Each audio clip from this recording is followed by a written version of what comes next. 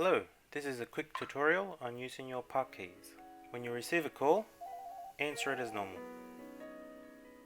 Once you've answered it, you can put it on park by pressing one of the park keys. Once it's on park, you can hang up the phone. Then it becomes a flashing red light, which you can pick it up from any other handset that has a park keys configured. If you do receive a second call, while you've got another call on park, you can just pick it up as normal and put that one on park as well, if you wish. And again, as long as those keys are flashing, you can hang up the phone. It won't hang up on the call. To retrieve one of those park keys from any other extension, you just press the flashing red key, either by lifting the handpiece or on speaker, and treat it as a normal call. If you do happen to leave a call on park for a period of time, it will recall back.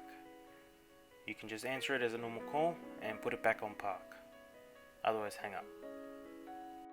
Now, if you're back on a normal call and you want to put them on hold and not risk anyone else picking the call up, just press the hold button. The call will stay on the intercom button. Okay. Then you pick up the intercom button again to pick up that call from the same handset that put it on hold. You only press hold if you want it to be a private call.